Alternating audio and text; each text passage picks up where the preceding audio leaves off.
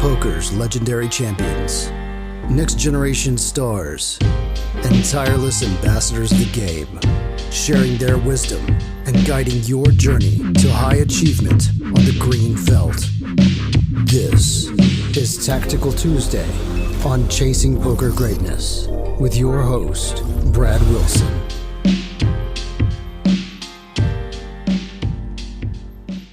Welcome, my friend, to another episode of the Chasing Poker Greatness podcast. Today is Tuesday, which means it's a very tactical day. I am once again joined by my co-host of Tactical Tuesday, John. I think at this point, Coach Thomas has been out of action long enough to where I can officially call you the co-host of Tactical Tuesday. It's always good to get promoted, I guess. Got a couple big river bluffs queued up for today. Honestly, like this first hand, I don't even know if I should have gotten to the river or not, but I'd be interested to hear what your thoughts are on just the whole hand in general. So yeah, two big river bluffs today. Yeah, we're going back to our origins of you running these animal bluffs on the river and seeing what we can make of all the decisions that you've made. But before we dive into your hands, running a promotion right now where you see Knuffle on YouTube in the bottom left-hand corner of your screen, giving Knuffle away for free if you meet the following criteria. If you've never had a Bovada account and you make one, you sign up using my code and then send to me your deposit, making a unique number like $212.32. Follow those steps. I'll give you Knuffle absolutely free, testing something out. And again, it's limited promotion. I have no idea how long I'm gonna let it go. So what is quickly. Knuffle for the people that might not even know what it is? They know what Knuffle is. Knuffle is neutralized flop leads. It's the second MDA-based course that I made. It's when a fish calls a pre-flop raise and then donks into you on the flop. It basically gives you the strategies that you ought to deploy based on mass data. Maybe my favorite course, it's kind of one of those spots that just prints money if you have a good idea of what's going on.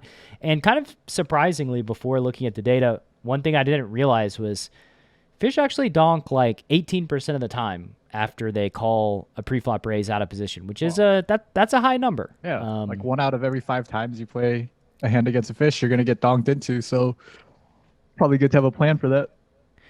I would think so. And I can't tell you how many people have told me that, like, after buying Knuffle, it's paid for itself in, like, the first session that they play. It's just, you know. Anyway. I think I got, like, 3 Knuffles in the first hand, like 3 Knuffles worth of value in the first hand where I used the strategy myself. So, yeah, the bigger stakes you play, the more valuable the information is, obviously. Yeah. So with that said, all those links, by the way, are going to be in the description on YouTube and in the description in your favorite podcast app.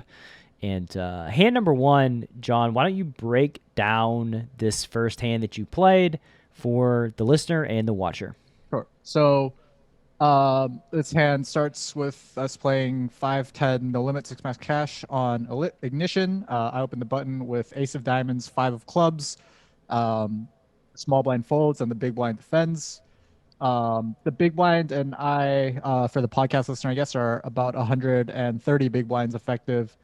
Don't think there's too much to talk about here. I opened to $25. The big blind calls.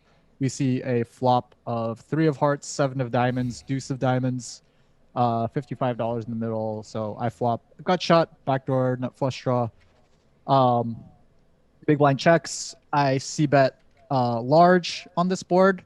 I guess like maybe for like the long time Tactical Tuesday listener who like is paying really close attention to my c-bet strategy, they might be like, whoa, like you used to just c-bet like 1/3 everywhere in these spots. Like what's this like 2/3 sizing? This is like something that's kind of new for me too. Just like starting to add a little bit more, I don't know if complexity is the right word, but a little bit more like nuance to my c-betting strategy. And I think, one of the first changes that I can make is just like, instead of c-betting 1/3 everywhere, finding the boards that I want to start having a big bet and check strategy. I thought this low board, the 7-3 deuce, two diamond board might be one of them, and that gut shot with the backdoor nut flush draw and an over seems like a pretty decent hand to start with a big bet. Why do you think this board is one of those where you want to go big bet or no bet? So one of the things that I think about when I'm deciding whether I want a big bet is kind of like how my range, the advantage that my range has versus villain's range on these types of boards. So in a single raise pot where the big blind only defends, I'm going to have a massive overpair advantage. I'm going to have some other really strong hands like ace king of diamonds, ace queen of diamonds that the big blind just simply is not going to have. So yeah, just to be able to like push that advantage when they have hands like 7x or 4-5 or diamonds themselves that are just going to call 2/3 pot very very happily. I sort of want to be able to push that equity advantage that I have or that overpair advantage that I have.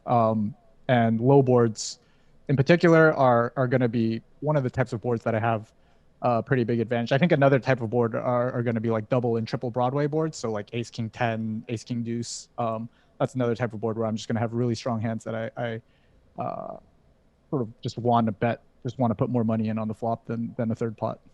So then what are you betting? What are you checking behind on the flop with this deuce of diamonds, tray of hearts, seven of diamond flop? Probably a hand like weak 7x would definitely be one of the hands that I check back. So a hand like, I don't know, 7-6 suited, 7-5 suited, I think I would choose to check back. Basically, like the logic being there is that it's going to be a hand that's tough to get 3 streets of value. There's probably going to have to be at least 1 street where I check. And I think checking the flop makes a lot of sense with those sorts of hands. I'd also check hands that have just like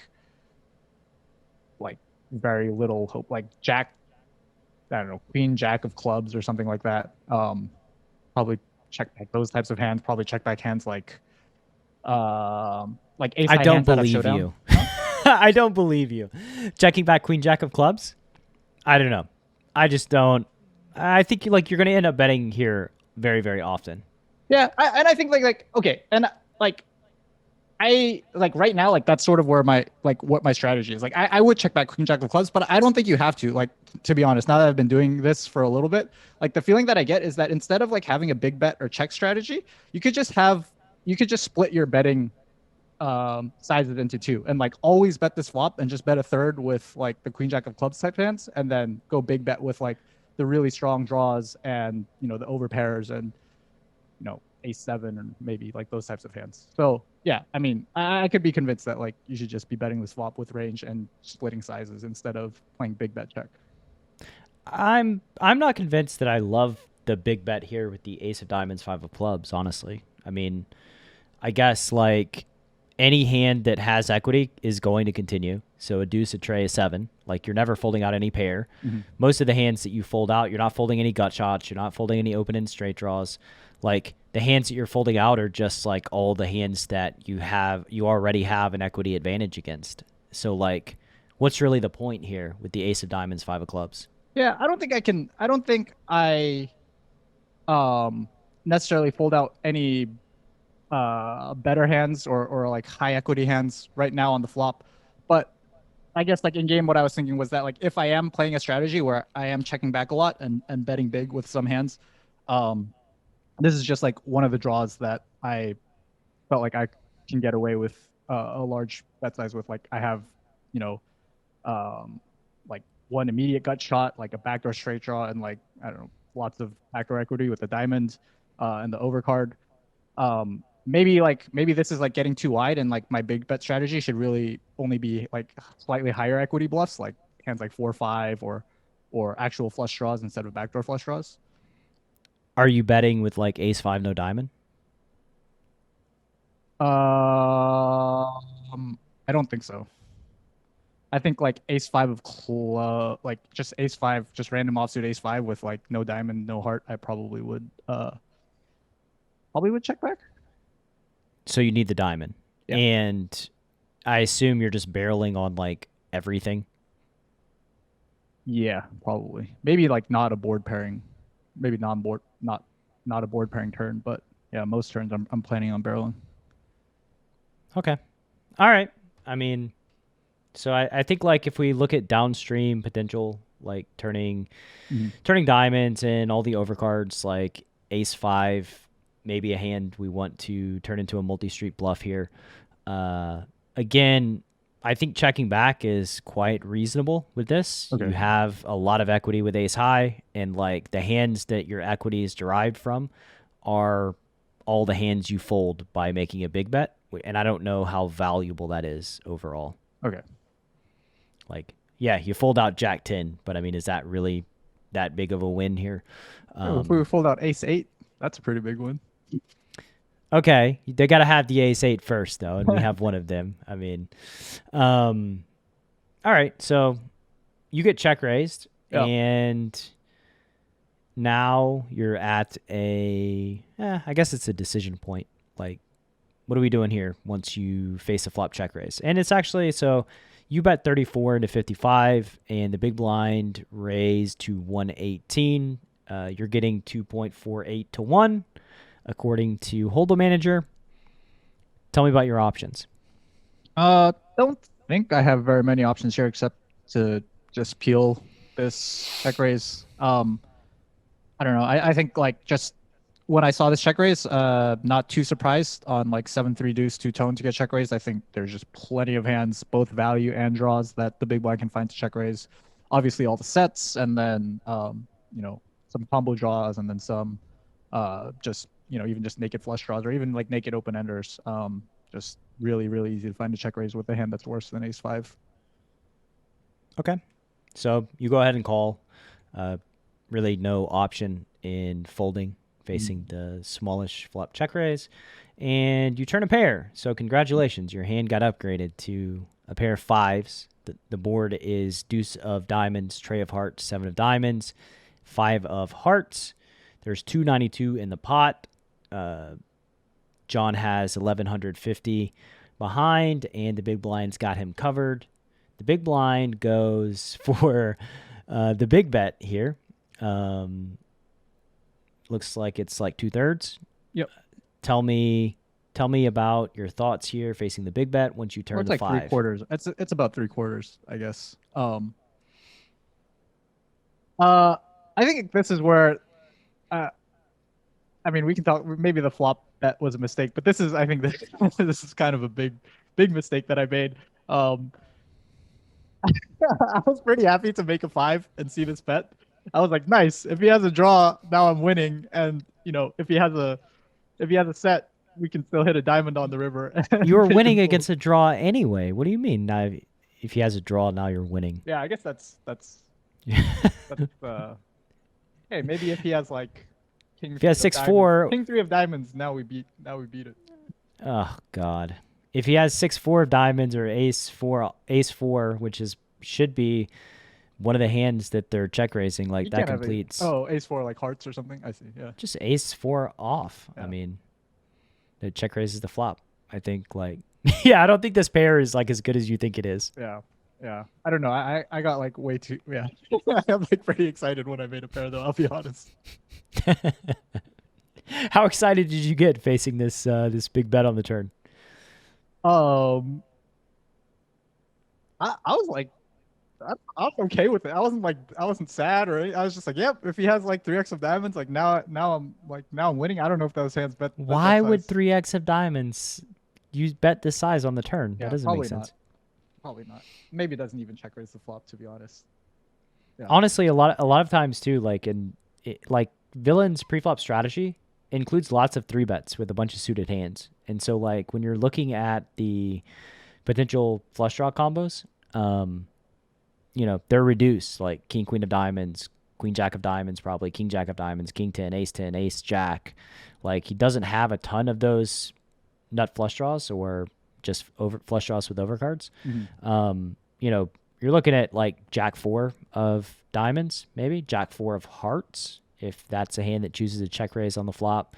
Like I think backdoor hearts may be a hand that barrels the turn, but yeah, the hands that you beat pretty much don't have pairs and are some sort of flush draw. Yeah, yeah.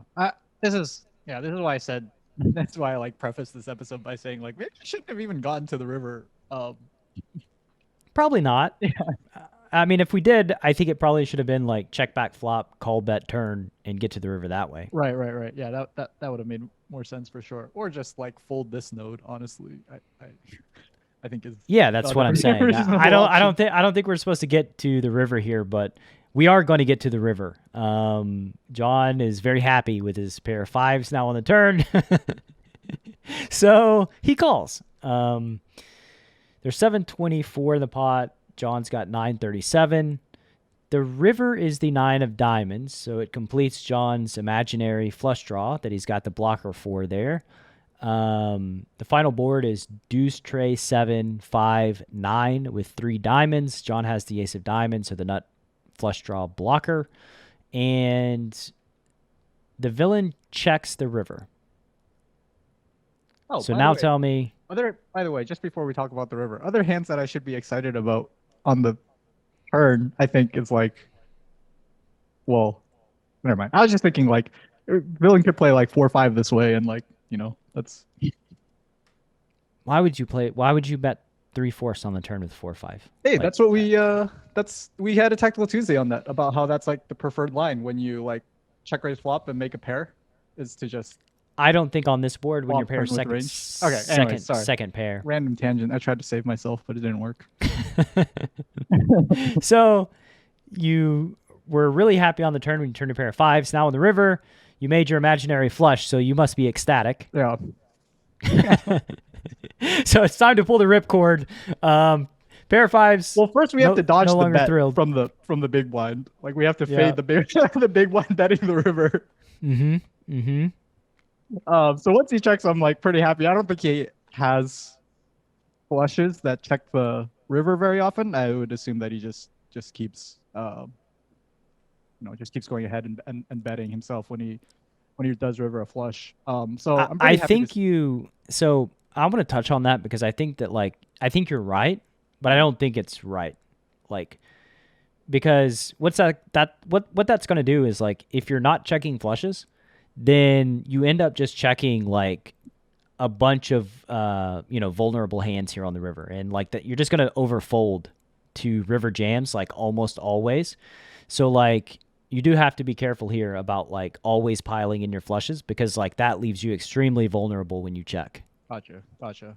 Yeah. And I like I would guess like the logic, like one of the reasons that people are really tempted to bet their flushes on the river is like, when I have 2 diamonds and the flush draw completes, like what am I really hoping that my opponent is going to bet like himself, other than like flushes that are going to call? Like, is he suddenly going to like, jam over pairs or like that? Probably not. Like, you're right. I think that villain does jam flushes, and like once they check, I also think you're right that you should be jamming here. I'm just saying that, like, if you're in similar situations and the spot is reversed, like you are kind of screwed here when you start checking like your best hands that you check with and start folding versus a river jam. Gotcha. Yeah. Which is good foreshadowing. So yeah, we get the check from the big blinds. Very, very happy to see that. I put in my last 937, which is about 130% pot ish. I think this is going to be the only size that I have on the river if I do decide to bet, right?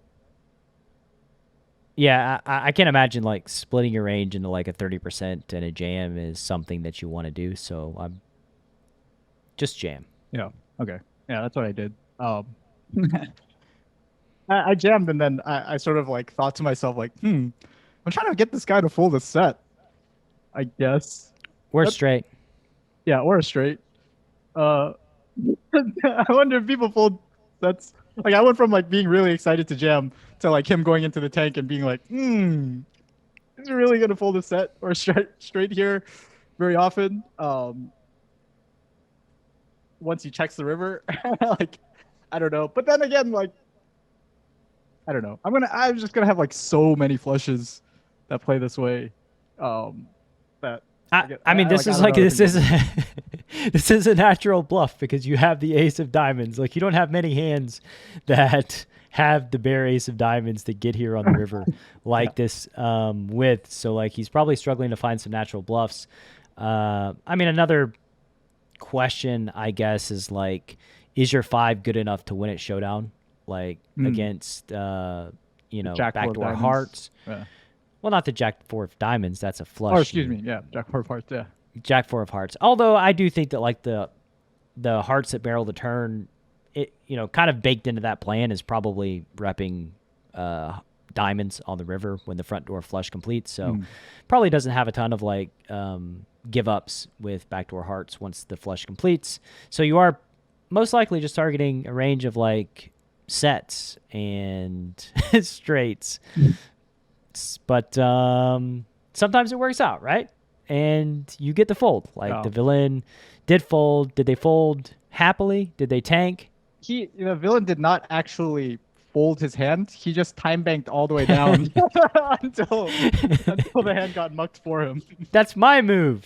You can't bring yourself to do it, so you just like let the time expire so that you somehow maintain control. So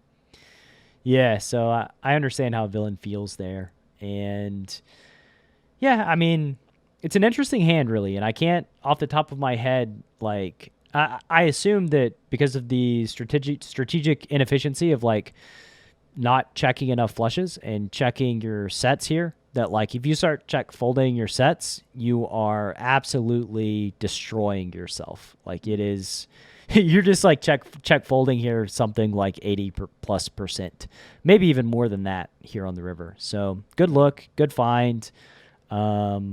I guess way to feel happy about the 5 on the turn. It led to some downstream bluffing opportunity that you capitalized on. Wait, are we going to show the viewer what the big blind folded? Oh, yeah. I forgot I can do that. So they folded a set of 3s, which is the type of hand that we suspected they would have. And poor guy. I hope he doesn't listen or watch this episode of Tactical Tuesday on YouTube. He's going to feel very sad about himself. I mean, he probably looked the hand up and was like, what? This guy called the turn with ace 5? Like, what is happening? Yeah, he copied the hand history, put it in his own Slack community and was like, games are still good, boys. Games are still good. They're fish at every stake. Like, don't worry. All right, so this is hand number 1, is a really good one, and we've got a really fun hand right after our short break. To put a little context in this hand that John played, he got stacked at all 3 of his tables, and he was all in this pot. So stick around to see if he got stacked at all 4 tables at the same time, which I think would be pretty cool. We should have a name for that, like the cycle or something. I don't know. What can we call it? I don't know. Maybe one of the podcast listeners will send me an email with a good name, but it certainly should have a name when you just get stacked at every table that you're at the same time. Right. Yeah. In a world where a fish donk bets the flop, and you don't know what to do, one man, Coach Brad Wilson, has a surefire plan to neutralize flop leads and rip that dunk to shreds. Knuffle. Available now. Go to chasingpokergreatness.com/Knuffle. Rated R. All right, welcome back to this episode of Tactical Tuesday. John running some river bluffs. The last segment took much longer than normal Tactical Tuesday. Much longer talking about your ace 5. I guess that's what happens when we have to talk about like 2 decision points in a hand. We just take forever. We need like 1 hand, pre-flop, 3 bets. That's it. 15 minutes. We're good to go. Okay. So let's break down this hand for the listener, John. Your pocket deuces that never loses. Yeah. Fortunately, I think this hand is also going to have 2 decision points, but Oh, we'll worry about God. we'll worry about that when we get there. So Hope everybody loves hour-long Tactical Tuesdays. So this hand starts off the same way. I'm on the button. I open to $25 with deuces, the big blind, who's a reg. 3 bets to $120. I think he sized up a little bit because we started the hand a little deeper. He starts the hand with about 130 big blinds. He's the effective stack. I'm calling all my pocket pairs on the button, facing a 3-bet from the blinds. So deuces is just going to be in there. I call. I got nothing to say. That's a fact. Yeah. You call all your pocket pairs facing this 3-bet, realize positional advantage, and you flop the. I don't know what the opposite of the nut flush draw is. The cellar flush draw. I don't know. Yeah. Hey, I was happy about this flop when I saw it. For the podcast listener, the flop is 8 of clubs, 4 of clubs, 5 of clubs, and we do have the deuce of clubs, so we're in there on this monotone board. Oh, like, hey, I might have the best hand now. If I don't have it, I got. You got backup? The best hand, yeah. This is Okay. Make it straight. Like, come on. You can make a straight flush. I mean, if you're gonna go, like, let's at least. If you're gonna dream, let's dream big. Yeah. All right, so our opponent starts by betting 25%, which is like totally expected, right? Yeah, I guess. I mean, I think the big blind should be checking this flop quite frequently. Not only because it's monotone, but because it's like low/mid connected monotone, and I'm just gonna have lots and lots of strong hands. Like I don't expect him to have like very many sets, maybe pocket eights, and I'm gonna have all the sets. I guess we have like the same number of straights. But yeah, I think if you are gonna bet this flop, this is probably the preferred size. It's probably just simplification. Yeah. Going to the quarter pot. So they bet quarter pot, whatever. Can't you call. Fold. Yep. Can't fold getting 5-1 with this anti-nut flush draw you got going. The turn pairs the 5, which should be a pretty good card for us. Should not. I wouldn't think that it would be a great card for villain. There's 366 in the pot, and what does the villain do? They now decide to check. So we'll start here at this decision point. The board for the podcast listener, 8, 4, 5 of clubs. Turn is the 5 of hearts. What are you thinking? What'd you do? So this is the first decision point. Like, I can just say like my general strategy in 3-bet pots when the 3-better c-bets the flop and checks the turn. I quite often just bet a third on the turn with close to range. There are a handful of hands that like I'm sort of not sure like whether I should be betting a third or like what that's accomplishing. And this was one of those hands. And I'd be like really interested to hear what your thoughts are honestly on like whether you think this is a good hand to 1/3 the turn with, or like maybe even bet a different size. I don't think I would. I can't imagine like a really good reason to bet another size. But yeah, like this hand does need like some protection. We can get counterfeited on the river quite easily. Tell me what you mean by protection, like, because this is a concept that like I think is just really ridiculous. The whole protection like use in language. So what do you mean by protection? So like, I think the big blind is just going to have lots of like 2 overs type hands that are kind of just betting once on the flop and giving up. Or maybe not going to bet. Just Not going to bet on the river. That aren't going to bluff the river. You mean? Yeah. I don't know. I mean, maybe like does a hand like ace jack, like red ace jack, like bet the river if turn goes check check? Maybe. I don't know. Red queen jack. Yeah. Maybe that's worth kind of not protecting your hand. Is like that would be that's just like the other side of the coin, right? It's like we get bluffs on the river, but like I don't know, how happy am I to call 2/3 pot on the river with deuces? And also like I think like maybe a bigger point here is that like again is just like the counterfeiting aspect where like we're just gonna get to the river sometimes and not be able to do much versus a bet versus like a check like are like we're gonna I don't know like what I'd be repping on the river once like turn goes check check and like board pairs on Well, the river and like I'm forced to bluff with my deuce high hand. So if villain does have like queen jack of hearts, let's talk about like what their equity is here, because they can't hit the queen or jack of clubs, Right. first of all, because we make flushes on those two cards. So, they have 4 outs to improve, and then they also have 6 outs to counterfeit us. So that's about 20% equity. So like basically by betting, you're, quote unquote protecting against villain, realizing that 20% equity. But the cost of betting here means that you don't get to bluff catch on rivers once you bet. So all the hands like queen jack of hearts that you fold out, don't put in a river bet. And there is value in getting those bluffs on the river. I think we're both in agreement that like all the hands that would bet the river for value in a stop and go line are never going to fold on the turn. So you're never folding out any hand that bets for value on the river. So the hands that you do fold out are those queen jack hands that have like 20% equity. Gotcha.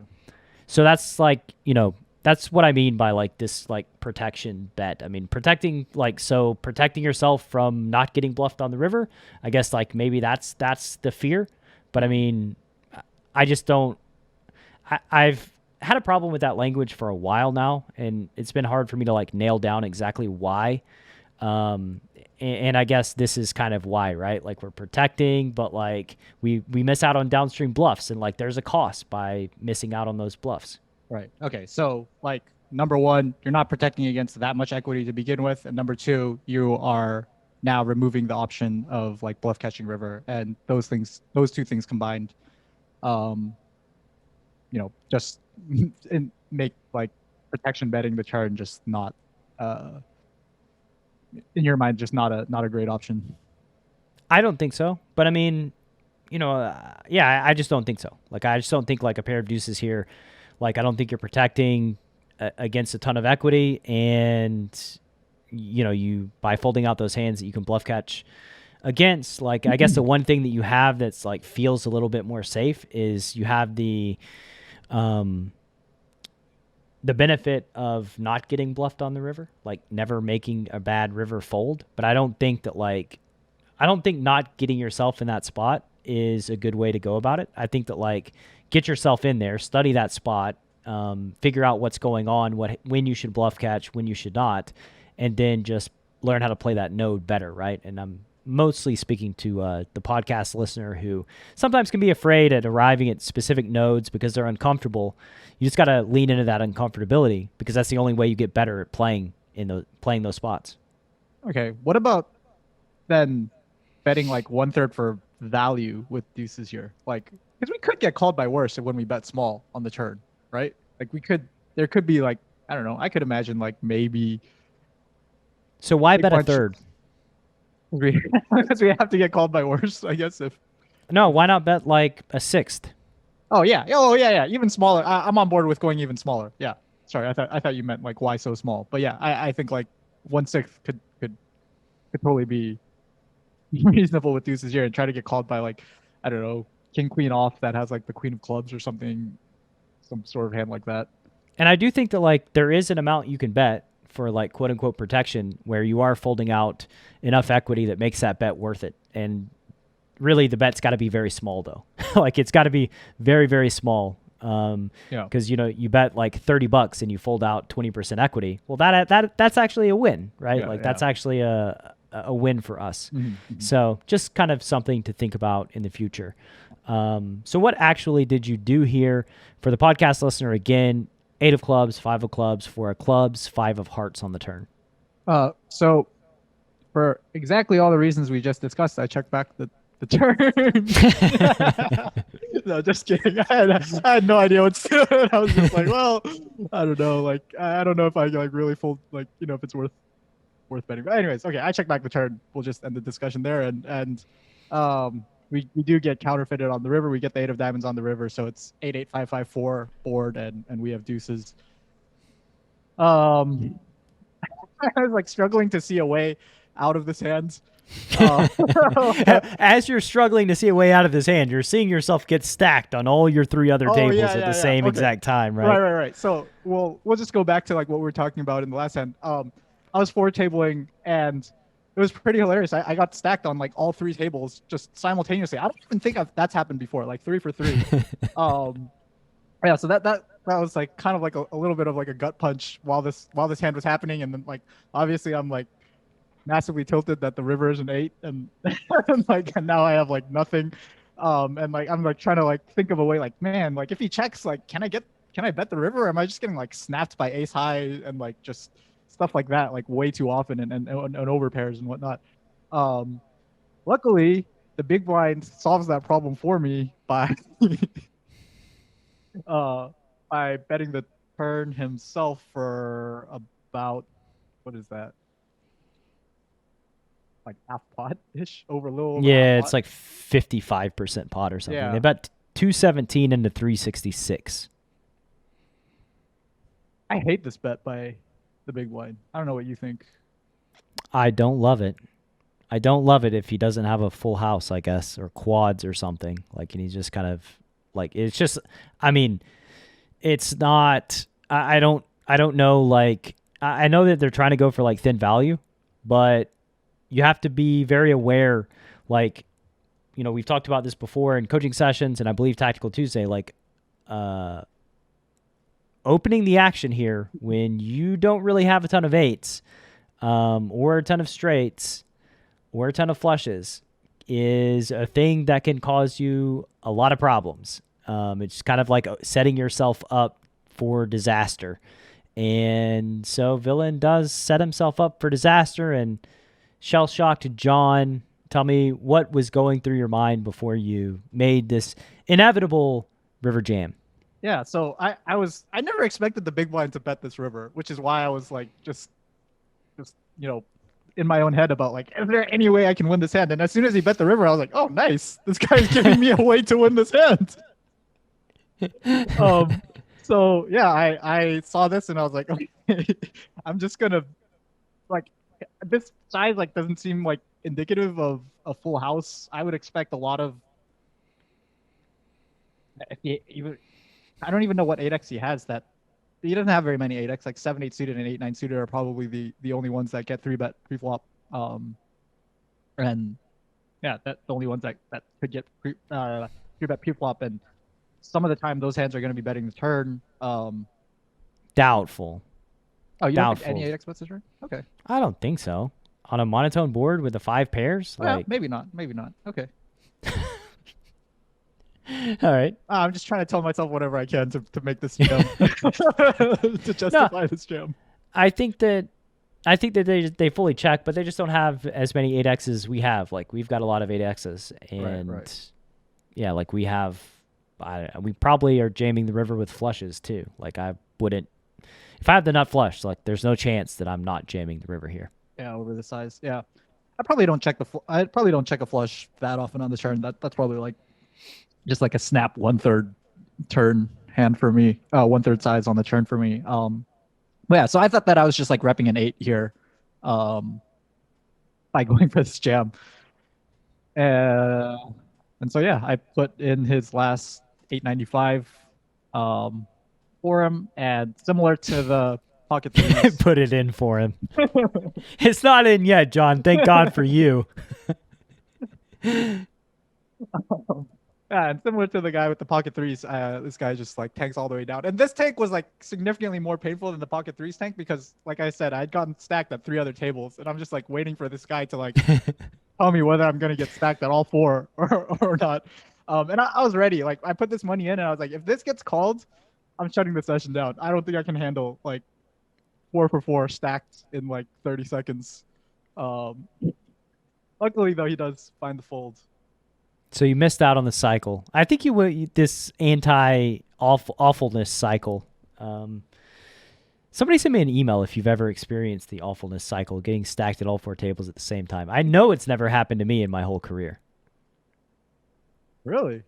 Oh, you just gotta. I don't think so. There was a while where I played like 6 to 8 tables at a time, but like, Yeah, that's harder.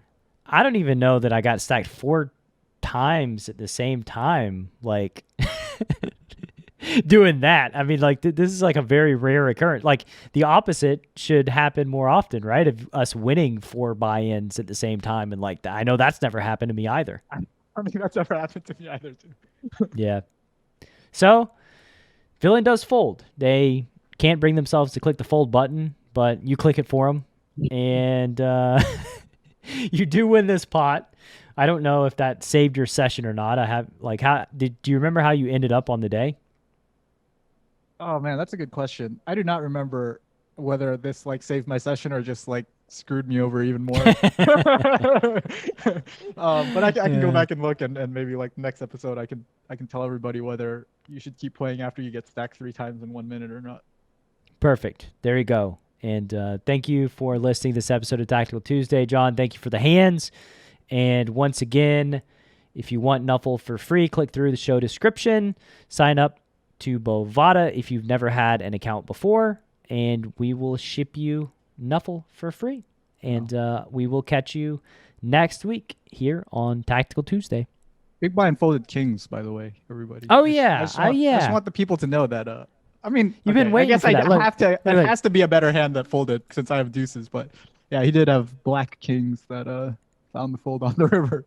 Yeah, for the podcast listener, he made me download the screenshot of what villain had to show people, just so everybody would know.